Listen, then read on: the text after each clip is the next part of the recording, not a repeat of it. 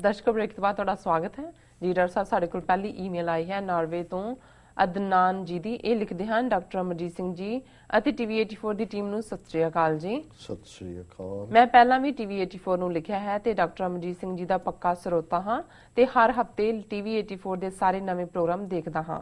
Doctor Sahib ji ਦੀ ਕ੍ਰਿਸ਼ਮਾਈ ਸ਼ਖਸੀਅਤ ਬਾਰੇ ਪਹਿਲਾਂ ਵੀ ਜ਼ਿਕਰ ਕੀਤਾ ਹੈ, ਜੋ ਟੀਵੀ 84 ਨੂੰ ਦੇਖਣ ਲਈ ਖਿੱਚ ਦਾ ਕੇਂਦਰ ਬਣਦੀ ਹੈ। ਡਾਕਟਰ ਸਾਹਿਬ ਚੰਗੇ ਬੁਲਾਰੇ ਹਨ। ਮੈਂ ਟੀਵੀ 84 ਨੂੰ ਇਹ ਗੱਲ ਕਹਿਣੀ ਚਾਹੁੰਦਾ ਹਾਂ ਕਿ ਪਾਕਿਸਤਾਨੀ ਸਿਆਸਤਦਾਨ ਅਕਸਰ ਖਾਲਿਸਤਾਨ ਦਾ ਜ਼ਿਕਰ ਨਹੀਂ ਕਰਦੇ, ਪਰ ਪਾਕਿਸਤਾਨੀ ਆਵਾਮ 'ਚ ਖਾਲਿਸਤਾਨ ਦੀ ਪੂਰੀ ਸਪੋਰਟ ਹੈ। ਚੰਗਾ ਤਾਂ ਇਹ ਹੋਣਾ ਸੀ ਕਿ ਖਾਲਿਸਤਾਨ 1947 'ਚ ਹੀ ਬਣ ਜਾਂਦਾ, ਅੱਜ ਦਾ ਪੰਜਾਬ, ਹਿਮਾਚਲ, ਹਰਿਆਣਾ ਸਮੇਤ ਇੱਕ ਹੋ ਜਾਂਦਾ ਤਾਂ ਸਾਡੇ ਸਿੱਖ ਭਰਾਵਾਂ ਨੂੰ ਮਾਈਗ੍ਰੇਟ ਨਾ ਕਰਨਾ ਪੈਂਦਾ। ਜੇ ਖਾਲਿਸਤਾਨ ਬਣ ਜਾਂਦਾ ਤਾਂ ਮੈਂ ਸਮਝਦਾ ਹਾਂ ਕਿ ਜੰਮੂ ਐਂਡ ਕਸ਼ਮੀਰ ਤੇ ਭਾਰਤ ਦਾ ਹੱਥ ਨਹੀਂ ਸੀ ਪੈਣਾ। ਹੁਣ ਕਸ਼ਮੀਰ ਮੁੱਦੇ ਤੇ ਭਾਰਤ ਨਾਲ ਲੰਬੀ ਲੜਾਈ ਦਿਖ ਰਹੀ ਹੈ। ਕਸ਼ਮੀਰ ਮੁੱਦੇ ਤੇ ਲੜਨ ਲਈ ਸਮਰੱਥਾ ਨੂੰ ਭਾਰਤ ਅਣਗੌਲਿਆਂ ਕਰ ਰਿਹਾ ਹੈ। ਮੈਂ ਪਾਕਿਸਤਾਨੀ ਟੀਵੀ ਤੇ ਕਈ ਵਾਰ ਪ੍ਰੋਗਰਾਮ ਦੇਖੇ ਹਨ। ਜਦੋਂ ਵੀ ਇਹ ਮੁੱਦਾ ਵਿਚਾਰਿਆ ਜਾਂਦਾ ਹੈ ਤਾਂ ਖਾਲਿਸਤਾਨ ਦੇ ਪੱਖ 'ਚ ਭਰਵਾਂ ਹੁੰਗਾਰਾ ਦਿਖਦਾ ਹੈ। ਮਾੜੀ ਕਿਸਮਤ ਨੂੰ ਗੱਦਾਰ ਬੇਨਜ਼ੀਰ ਭੁੱਟੋ ਨੇ ਸਾਡਾ ਸਿਰ ਝੁਕਾ ਦਿੱਤਾ ਜਦੋਂ ਗੱਲ ਖਾਲਿਸਤਾਨ ਤੇ ਆਈ। ਇਸ ਲਈ ਪਾਕਿਸਤਾਨ ਉਸ ਨੂੰ ਕਦੇ ਮਾਫ ਨਹੀਂ ਕਰਨਗੇ ਤੇ ਇਤਿਹਾਸ 'ਚ ਉਸ ਨੂੰ ਖਾਲਿਸਤਾਨ ਮੁੱਦੇ ਤੇ ਵਿਸ਼ਵਾਸਘਾਤ ਕਰਨ ਲਈ ਹਮੇਸ਼ਾ ਯਾਦ ਕੀਤਾ ਜਾਵੇਗਾ। ਪਾਕਿਸਤਾਨੀ ਲੋਕ ਇਹ ਗੱਲ ਮਹਿਸੂਸ ਕਰਦੇ ਹਨ ਕਿ ਪਾਕਿਸਤਾਨ ਦੀ ਕਮਾਨ ਪਿਛਲੇ ਸਮੇਂ 'ਚ ਬੜੇ ਅਨਪੜ੍ਹ ਅਤੇ ਗੱਦਾਰ ਲੀਡਰਾਂ ਹੱਥ ਵਿੱਚ ਦਿੱਤੀ ਗਈ ਹੈ, ਜਿਵੇਂ ਕਿ ਨਵਾਜ਼ ਸ਼ਰੀਫ, ਜਿਸ ਨੇ ਹੁਣ ਰੂਸ ਵਿਖੇ ਮੋਦੀ ਨਾਲ ਮੁਲਾਕਾਤ ਦੌਰਾਨ ਕਸ਼ਮੀਰ ਮੁੱਦੇ ਦਾ ਜ਼ਿਕਰ ਤੱਕ ਨਹੀਂ ਕੀਤਾ। ਸਮਝੌਤਾ ਐਕਸਪ੍ਰੈਸ ਹਾਦਸਾ, ਬਲੋਚਿਸਤਾਨ, MQM ਦੀ ਫੰਡਿੰਗ, ਤਾਲਿਬਾਨ ਨੂੰ ਫੰਡਿੰਗ, ਇਹਨਾਂ ਕਿਸੇ ਵੀ ਮੁੱਦੇ ਤੇ ਕਿਸੇ ਜਾਂਚ ਜਾਂ ਕੋਈ ਹੋਰ ਗੱਲ ਨਹੀਂ ਕੀਤੀ ਨਵਾਜ਼ ਸ਼ਰੀਫ ਨੇ, ਜਦ ਕਿ ਮੋਦੀ ਨੇ ਮੁੰਬਈ ਜਾਂਚ ਅਤੇ ਲਖਵੀ ਦੇ ਮੁੱਦੇ ਨੂੰ ਏਜੰਡੇ ਤੇ ਲਿਆਂਦਾ। ਤੁਸੀਂ ਸਮਝ ਸਕਦੇ ਹੋ ਕਿ ਕਿਸ ਤਰ੍ਹਾਂ ਦੇ ਲੋਕਾਂ ਨੇ ਪਾਕਿਸਤਾਨ ਤੇ ਕਬਜ਼ਾ ਕੀਤਾ ਹੋਇਆ ਹੈ। ਰੱਬ ਰਾਖਾ ਜੀ। ਡਾਕਟਰ ਸਾਹਿਬ ਭਾਈਜਾਨ ਅਦਨਾਨ ਜੀ ਦਾ ਬਹੁਤ ਬਹੁਤ ਸ਼ੁਕਰੀਆ। ਉਹਨਾਂ ਨੇ ਸਾਨੂੰ ਨਾਰਵੇ ਤੋਂ ਲਿਖਿਆ ਜੀ ਔਰ ਅਸੀਂ ਇਸ ਗੱਲ ਲਈ ਵੀ ਸ਼ੁਕਰਗੁਜ਼ਾਰ ਹਾਂ ਕਿ ਸਾਡੇ ਵੀਰ ਜਿਹੜੇ ਦੂਰ ਦੁਰਾਡੇ ਬੈਠੇ ਨੇ ਔਰ ਜਦੋਂ ਅਸੀਂ ਪੰਜਾਬ ਦੀ ਪੰਜਾਂ ਪਾਣੀਆਂ ਦੀ ਸਾਂਝ ਔਰ ਉਸ ਜ਼ਬਾਨ, ਕਲਚਰ, ਤਹਿਜ਼ੀਬ, ਉਸ ਦੀ ਸਾਂਝ ਦੀ ਗੱਲ ਕਰਦੇ ਤੇ ਬਹੁਤ ਕੁਛ ਸਾਡਾ ਸਾਂਝ ਹੈ। ਔਰ ਵੱਖਰੀ ਗੱਲ ਹੈ ਕਿ ਅੱਜ ਸਿੱਖ ਕੌਮ ਇਧਰ ਭਾਰਤੀ ਕਬਜ਼ੇ ਹੇਠਲੇ ਪੰਜਾਬ ਦੇ ਵਿੱਚ ਆਪਣੀ ਆਜ਼ਾਦੀ ਦੀ ਲੜਾਈ ਲੜ ਰਹੀ ਹੈ ਜੀ। ਔਰ ਪਾਕਿਸਤਾਨ ਜਿਸ ਦੀ ਹੋਂਦ ਅਸੀਂ ਸਮਝਦੇ ਹਾਂ ਵੀ ਕਾਇਦੇ ਆਜ਼ਮ ਮੁਹੰਮਦ ਅਲੀ ਜਿਨਾ ਵਰਗੇ ਮੈਨ ਆਫ ਇੰਟੈਗ੍ਰਿਟੀ, ਇਮਾਨਦਾਰ, ਸੱਚਮੁੱਚ ਦੇ ਕਾਇਦ ਲੀਡਰ ਨੂੰ ਕਹਿੰਦੇ ਨੇ ਤੇ ਜਦੋਂ ਕਾਇਦੇ ਆਜ਼ਮ ਕਿਹਾ ਜਾਂਦਾ ਤੇ ਮਹਾਨ ਲੀਡਰ। ਔਰ ਉਸ ਤੋਂ ਵੀ ਪਹਿਲਾਂ ਮੈਂ ਸਮਝਦਾ ਹਾਂ ਵੀ ਸਰ ਅਲਾਮਾ ਇਕਬਾਲ ਵਰਗੇ ਰੌਸ਼ਨ ਦਿਮਾਗ, ਸਾਊਥ ਏਸ਼ੀਆ ਦੇ ਵੱਡੇ ਫਿਲਾਸਫਰ, ਜਿਨ੍ਹਾਂ ਨੇ ਇਸ ਬ੍ਰਾਹਮਣ ਦੀ ਨੀਤੀ ਨੂੰ, ਬ੍ਰਾਹਮਣ ਦੀਆਂ ਚਾਲਾਂ ਨੂੰ ਔਰ ਇਸ ਆਈਡੀਓਲੋਜੀ ਨੂੰ ਬਹੁਤ ਚੰਗੀ ਤਰ੍ਹਾਂ ਸਮਝਿਆ, ਘੋਖਿਆ।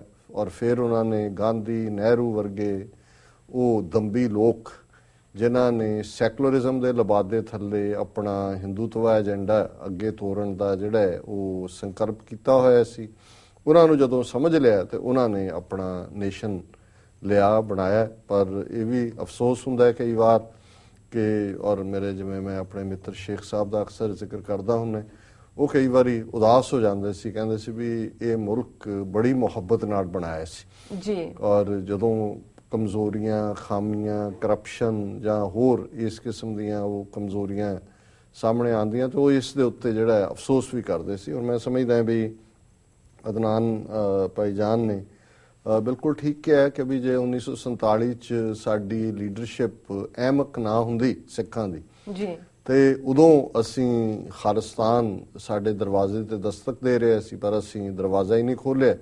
ਰਾਦਰ ਅਸੀਂ ਪਿਛਲੀ ਕੰਧ ਚੋਂ ਜਾ ਕੇ ਗੁਆਂਢੀਆਂ ਦੇ ਘਰ 'ਚ ਜਾ ਕੇ ਸਿਰ ਲਕੋ ਲਿਆ ਕਿ ਜੀ ਅਸੀਂ ਇੱਥੇ ਮਹਿਫੂਜ਼ ਹੈ। ਔਰ ਉਹਦਾ ਨਤੀਜਾ ਸਾਡੇ ਸਾਹਮਣੇ। ਉਹਨੇ ਪਟੇਲ ਨੇ ਠੀਕ ਕਿਹਾ ਕਿ ਸਿੱਖਸ ਹੈਵ ਮਿਸ ਦਾ ਬੱਸ, ਕਿ ਤੁਸੀਂ ਖੁੰਝ ਗਏ ਹੋ ਹੁਣ। ਤੇ ਜਦੋਂ ਫਿਰ ਵੇਲਾ ਖੁੰਝਦਾ ਤੇ ਫਿਰ ਉਹ ਸ਼ੇਅਰ ਅਕਸਰ ਮੈਂ ਇਹ ਦੁਹਰਾਉਂਦਾ ਕਿ ਉਹ ਵਕਤ ਵੀ ਦੇਖਾ तारीख की घड़ियों ने जब लम्हों ने खता की सदियों ने सजा पाई। जी। ਦੂਸਰਾ ਉਹਨਾਂ ਨੇ ਜੰਮੂ ਕਸ਼ਮੀਰ ਦੇ ਹਵਾਲੇ ਨਾਲ ਵੀ ਕਿਹਾ ਹੈ ਕਿ ਜੇ ਖਾਲਿਸਤਾਨ ਬਣ ਜਾਂਦਾ ਤਾਂ ਜੰਮੂ ਕਸ਼ਮੀਰ ਦਾ ਰੌਲਾ ਹੀ ਨਹੀਂ ਸੀ ਹੋਣਾ। ਬਿਲਕੁਲ ਠੀਕ ਹੈ, ਕਿਉਂਕਿ ਹੁਣ ਤਾਂ ਇਹਨਾਂ ਨੇ ਹਿਮਾਚਲ ਵੱਲੋਂ ਵੀ ਇੱਕ ਸੜਕ ਉਧਰ ਤੋਰੀ ਹੈ। ਮੇਨ ਸੜਕ ਹੀ ਜੇ ਪਠਾਨਕੋਟ ਕੱਟ ਆਫ ਹੋ ਜਾਂਦਾ ਤੇ ਉਹੀ ਲਾਈਨ ਜਿਹੜੀ ਪਠਾਨਕੋਟ ਜੰਮੂ ਰੋਡ ਵੀ ਬਾਅਦ ਦੇ ਵਿੱਚ ਹੀ ਡਿਵੈਲਪ ਹੋਈ। ਅਦਰਵਾਈਜ਼ ਜੰਮੂ ਸਿਆਲਕੋਟ ਔਰ ਦੂਸਰੇ ਰਸਤੇ ਸੀ, ਹੋਰ ਕੋਈ ਰਸਤਾ ਨਹੀਂ ਸੀ ਕਿ ਜਿਹੜਾ ਰੈਸਟ ਆਫ ਇਹਨਾਂ ਦਾ ਭਾਰਤ ਹੈ ਉਹ ਕਸ਼ਮੀਰ ਤੱਕ ਆਪਣੀ ਕੋਈ ਪਹੁੰਚ ਕਰ ਸਕਦਾ ਜੀ। ਬਾਕੀ ਉਹਨਾਂ ਨੇ ਇਹ ਕਿਹਾ ਕਿ ਵੀ ਪਾਕਿਸਤਾਨੀ ਆਵਾਮ ਹਮੇਸ਼ਾ ਹੀ ਖਾਲਿਸਤਾਨ ਦਾ ਹਮਾਇਤੀ ਹੈ, ਔਰ ਪਾਕਿਸਤਾਨ ਟੀਵੀ ਦੇ ਹਵਾਲੇ ਨਾਲ ਵੀ ਉਹਨਾਂ ਨੇ ਕਿਹਾ ਵੀ ਜਦੋਂ ਡਿਸਕਸ਼ਨਸ ਹੁੰਦੀਆਂ ਨੇ ਖਾਲਿਸਤਾਨ ਦੀ ਹਮਾਇਤ ਹੁੰਦੀ ਹੈ।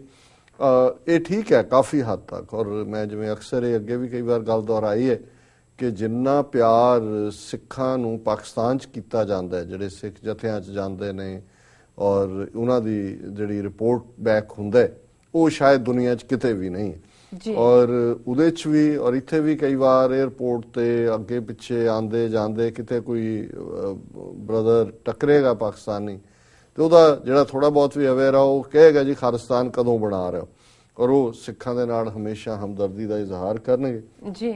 ਔਰ ਉਹਨਾਂ ਨੇ ਦੋ ਲੀਡਰਾਂ ਦੇ ਹਵਾਲੇ ਨਾਲ ਜਿਹੜੀਆਂ ਦੋਨੇ ਪ੍ਰਮੁੱਖ ਪਾਰਟੀਆਂ ਨੇ ਪਾਕਿਸਤਾਨ ਦੀਆਂ, ਬੇਨਜ਼ੀਰ ਭੁੱਟੋ ਔਰ ਨਵਾਜ਼ ਸ਼ਰੀਫ, ਉਹਨਾਂ ਦੇ ਕਮੈਂਟ ਨੇ। ਦੇਖੋ ਸਾਡੀ ਇਹ ਕੋਸ਼ਿਸ਼ ਹੁੰਦੀ ਹੈ ਇਹਦੇ ਬਾਵਜੂਦ ਕਿ ਕੁਝ ਫੈਕਟਸ ਸਾਨੂੰ ਪਤਾ ਨੇ, ਲੇਕਿਨ ਅਸੀਂ ਪਾਕਿਸਤਾਨ ਨੂੰ ਐਜ਼ ਏ ਨੇਸ਼ਨ ਉਸ ਦੀ ਸਲਾਮਤੀ ਨੂੰ ਜਿਹੜਾ ਉਹ ਆਪਣਾ ਉਸ ਦੇ ਲਈ ਦੁਆ ਕਰਦੇ ਹਾਂ ਔਰ ਉਸ ਦੀ ਹਮਾਇਤ ਕਰਦੇ ਹਾਂ। ਔਰ ਮੇਰਾ ਇਹ ਯਤਨ ਹੁੰਦਾ ਹੈ ਕਿ ਇਨਰ ਦਾਇਰਾਕਾਰ ਦੇ ਵਿੱਚ ਪਾਕਿਸਤਾਨੀ ਪਾਰਟੀਆਂ ਜਾਂ ਉਹਨਾਂ ਦੇ ਲੀਡਰ ਕੀ ਕਰਦੇ ਨੇ ਇਸ ਦੇ ਬਾਰੇ ਜਿਹੜਾ ਮੈਂ ਕਮੈਂਟ ਨਾ ਕਰਾਂ।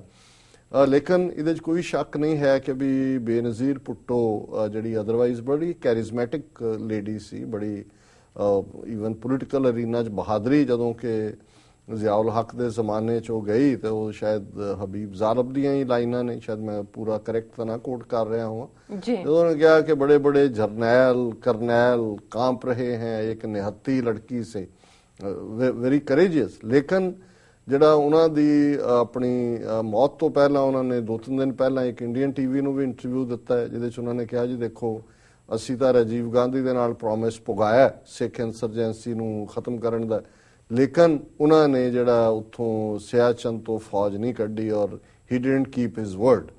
ਔਰ ਇਹੋ ਜਿਹੀ ਗੱਲ ਜਨਰਲ ਗੁਲ ਹਮੀਦ ਨੇ ਵੀ ਪਿਛਲੇ ਦਿਨਾਂ 'ਚ ਕਹੀ ਹੈ। ਹਾਲਾਂ ਹਰ ਇੱਕ ਦਾ ਆਪਣਾ ਟਾਰਗੇਟ ਹੁੰਦਾ ਹੈ, ਆਪਣੇ ਕਈ ਵਾਰੀ ਰੋਲ ਨੂੰ ਕੋਈ ਵਧਾ ਕੇ ਦੱਸਣਾ ਚਾਹੁੰਦਾ ਹੈ ਜਾਂ ਕੋਈ ਦੂਸਰੇ ਦੇ ਨੂੰ ਘਟਾ ਕੇ ਦੱਸਣਾ ਚਾਹੁੰਦਾ ਹੈ।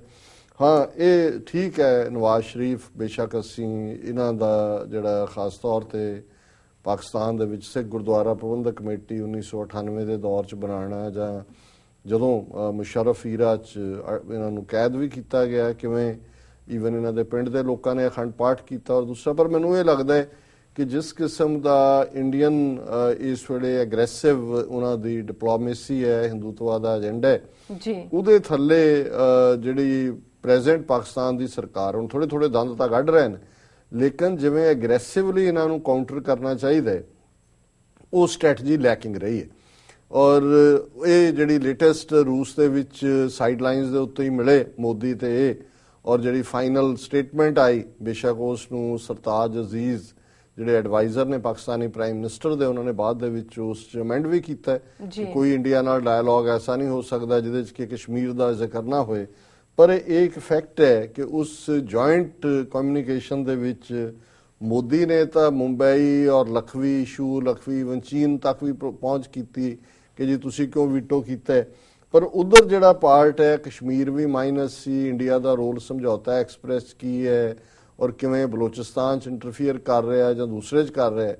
ਹੁਣ ਹਾਲਾਂਕਿ ਥੋੜਾ ਬਹੁਤ ਉਸ ਤੋਂ ਬਾਅਦ ਤਬਦੀਲੀ ਹੋਈ ਹੈ ਔਰ ਸ਼ਾਇਦ ਇਹੀ ਕਾਰਨ ਸੀ ਕਿ ਐਤਕੀ ਜਦੋਂ ਪਾਕਿਸਤਾਨੀ ਹਾਈ ਕਮਿਸ਼ਨ ਨੇ ਦਿੱਲੀ 'ਚ ਹੁਰੀਅਤ ਕਾਨਫਰੰਸ ਦੇ ਲੀਡਰਾਂ ਨੂੰ ਈਦ ਦੇ ਇਫਤਾਰ ਦੇ ਉੱਤੇ ਸੱਦਿਆ ਤੇ ਸੈਯਦ ਅਲੀ ਸ਼ਾਹ ਗਿਲਾਨੀ ਨੇ ਸਟੇਟਮੈਂਟ ਦਿੱਤੀ ਹੈ ਔਰ ਸ਼ਾਇਦ ਪਹਿਲੀ ਵਾਰ ਇੰਨੇ ਸਾਲਾਂ 'ਚ ਹੋਇਆ ਉਹਨਾਂ ਨੇ ਕਿਹਾ ਜੀ ਨਹੀਂ ਮੈਂ ਡਿਨਰ ਤੇ ਨਹੀਂ ਆਵਾਂਗਾ। ਔਰ ਉਹਨਾਂ ਨੇ ਕਿਹਾ ਕਿ ਜੀ ਉਹਦਾ ਕਾਰਨ ਇਹ ਹੈ ਕਿ ਜਿਹੜੀ ਸਟੇਟਮੈਂਟ ਜੁਆਇੰਟ ਉੱਥੇ ਆਈ ਉਹਦੇ 'ਚੋਂ ਕਸ਼ਮੀਰ ਜਿਹੜਾ ਉਹ ਮਾਈਨਸ ਕੀਤਾ ਗਿਆ।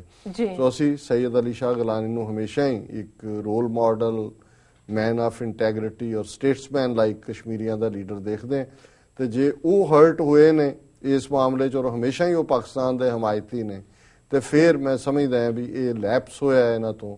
ਔਰ ਪਤਾ ਨਹੀਂ ਕਿਉਂ ਪਾਕਿਸਤਾਨ ਨੇ, ਕਿਉਂ ਇਹਨਾਂ ਦੇ ਲੀਡਰਾਂ ਨੂੰ ਲੱਗਦਾ ਹੈ ਜਾਂ ਤਾਂ ਅਮਰੀਕਨ ਦਬਾਅ ਇੰਨਾ ਕੁ ਬਣ ਜਾਂਦਾ ਹੈ ਇਹਨਾਂ ਦੇ ਉੱਤੇ ਕਿ ਉਹ ਤਾਂ ਗੇਮਸ ਪਲੇ ਕਰਦੇ ਨੇ ਜੀ। ਸੋ ਇਹਨਾਂ ਨੂੰ ਰਾਦਰ ਜਿੰਨਾ ਇਹ ਟਫ ਲਾਈਨ ਰੱਖਣਗੇ, ਕੋਈ ਪਾਕਿਸਤਾਨ ਦਾ ਕਿਹੜਾ ਉਹਨਾਂ ਦਾ ਕੋਈ ਬ੍ਰੈਡ ਐਂਡ ਬਟਰ ਇੰਡੀਆ ਚੋਂ ਆਉਂਦਾ ਹੈ ਕਿ ਜੀ ਕੋਈ ਨੇਪਾਲ ਨਹੀਂ ਹੈ ਪਾਕਿਸਤਾਨ। ਨੇਪਾਲ ਦੀ ਤਾਂ ਮਜਬੂਰੀ ਹੋ ਸਕਦੀ ਹੈ ਜੀ, ਲੈਂਡ ਲੌਕਡ ਹੈ, ਉਧਰੋਂ ਆਉਂਦਾ ਹੈ ਜੀ। ਔਰ ਇਹਨਾਂ ਦੇ ਨਾਲ ਜੇ ਤੁਸੀਂ ਹਿੰਦੂਤਵੀਆਂ ਦੇ ਨਾਲ ਡੀਲ ਕਰਨਾ ਹੈ, ਇਹਨਾਂ ਦਾ ਜਿਹੜਾ ਪਾਰਟ ਹੈ, ਜਿਹੜੀ ਇਹਨਾਂ ਦਾ ਕਰੈਕਟਰ ਹੈ, ਜਿਹੜਾ ਕਿਸੇ ਅੰਗਰੇਜ਼ ਇੰਟੈਲੈਕਚੁਅਲ ਨੇ ਬਿਆਨਿਆ ਸੀ ਕਿ ਈਦਰ ਐਟ ਯੂਰ ਥਰੋਟ ਔਰ ਐਟ ਯੂਰ ਫੀਟ, ਜਾਂ ਤੁਹਾਡੀ ਧੌਣ ਨੂੰ ਪੈਣਗੇ, ਜਦੋਂ ਤੁਸੀਂ ਰੱਖਿਆ ਫਿਰ ਤੁਹਾਡੇ ਪੈਰੀਂ ਪੈ ਜਾਣਗੇ। ਇਨ ਬਿਟਵੀਨ ਇਹਨਾਂ ਦੇ ਨਾਲ ਕੋਈ ਨਹੀਂ ਹੈ। ਸੋ ਇਹ ਪੈਰੀਂ ਪੈਣ ਵਾਲੀ ਜਿਹੜੀ ਪਾਲਿਸੀ ਹੈ, ਇਹ ਤਾਂ ਜੇ ਤੁਸੀਂ ਇਹਨਾਂ ਦੇ ਨਾਲ ਪੈਰੀ ਪੈਣ ਦਾ ਰੱਖੋਗੇ ਤੁਹਾਨੂੰ ਦਫਨਾ ਦੇਣਗੇ ਜ਼ਮੀਨ 'ਚ। ਜੀ ਬਿਲਕੁਲ। ਸੋ ਇਹਨਾਂ ਦਾ ਭਾਈਜਾਨ ਅਦਨਾਨ ਜੀ ਦਾ ਸ਼ੁਕਰੀਆ ਕਿ ਉਹਨਾਂ ਨੇ ਸਾਨੂੰ ਲਿਖਿਆ। ਜੀ ਡਾਕਟਰ ਸਾਹਿਬ ਨਾਲ ਲੈਣਾ ਬ੍ਰੇਕ। ਵਿਊਅਰਸ ਤੁਸੀਂ ਕਿਤੇ ਨਹੀਂ ਜਾਣਾ, ਮਿਲਦੇ ਹਾਂ ਛੋਟੇ ਬ੍ਰੇਕ ਤੋਂ ਬਾਅਦ।